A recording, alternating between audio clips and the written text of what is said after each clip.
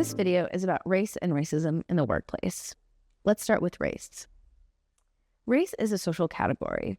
The word social implies that it is man-made. It is not based on science or biology.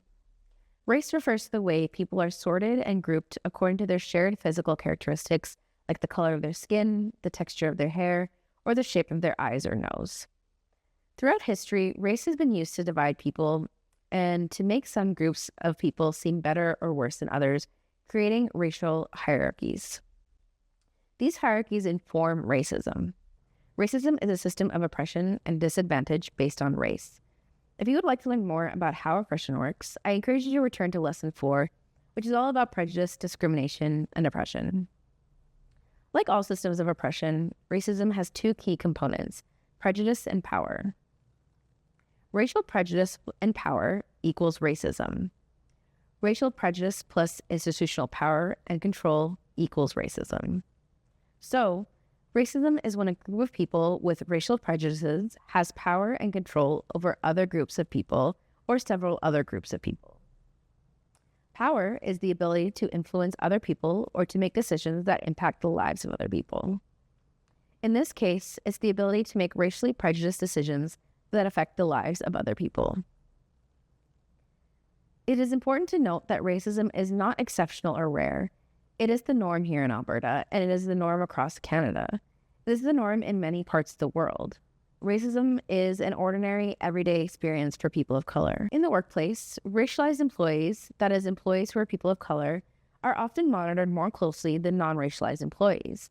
Studies have found that they also tend to be evaluated more harshly than white employees, and that they face more serious consequences for common mistakes. Racialized employees are also less likely to receive raises or promotions because of stereotypes and biases surrounding race.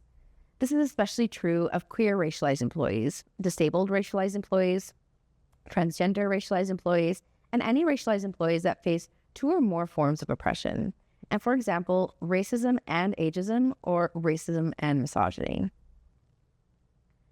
If you would like to learn more about what happens when various systems of oppression overlap, I encourage you to check out Lesson 5, which is all about intersectionality. Racialized employees regularly experience racial microaggressions, casual, indirect comments that reflect racist attitudes or ideas. And let us not forget the racial pay gap, the gap between the average earnings of one racialized group relative to another. In Canada, white people are generally paid more than people of color for equal work. Black Canadians, for instance, earn about 80 cents for every dollar earned by a white Canadian. Canadians with South American heritage are also underpaid, making on average 68 cents for every dollar earned by a white Canadian. So, what can you do to mitigate the effects of racism in the workplace? First things first, you can develop an anti-racism policy that clearly defines what will or will not be tolerated in the workplace. The policy should also outline how leaders will address or resolve racist comments and behaviors when they happen, because they will happen. Remember, EDI is not about mitigating the effects of racism and other forms of oppression in the workplace. It is not about stopping or ending racism altogether. You can also develop safe, accessible reporting mechanisms that allow employees to report racist comments and behaviors quickly, easily, and anonymously. It's also a good idea to review your hiring practices and the way you approach promotion and compensation. Is it possible that racial biases or stereotypes have influenced either hiring, promotion, or compensation? As an EDI consultant, I can tell you that unless you have taken the steps to mitigate bias in decision-making processes, the answer is yes. It has influenced hiring, promotion, and compensation. The next thing I would recommend is providing opportunities for staff to learn more about racism and how it manifests in the workplace. This might mean holding discussion groups, conducting anti-racism training, or organizing an anti-racist book club or film club, or whatever works for you in your workplace. Another thing I would like you to consider is whether racialized employees feel included. Do they feel supported? What can you do to foster a greater sense of inclusion at work?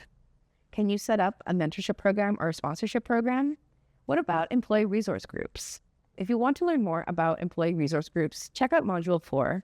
And if you want to learn more about mentorship, check out Module 6. The last thing I want to recommend is partnering with a local organization that focuses on anti-racism.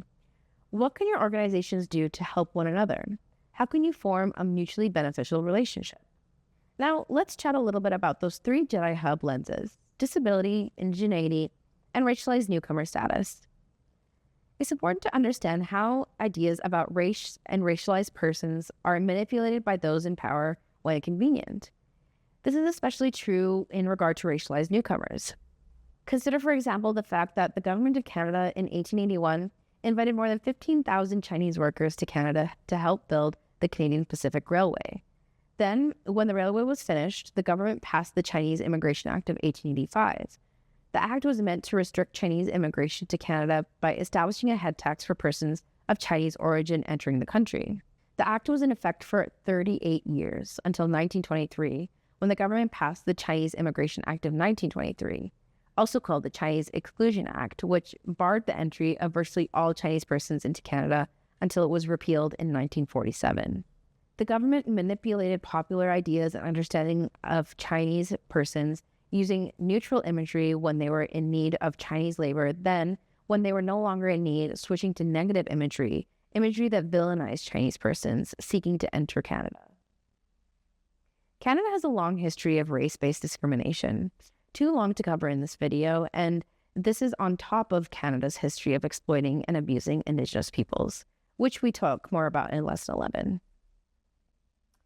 It's important to be aware of this and to avoid buying into the myth of Canadian multiculturalism. Canada is not a multicultural utopia immune to racism.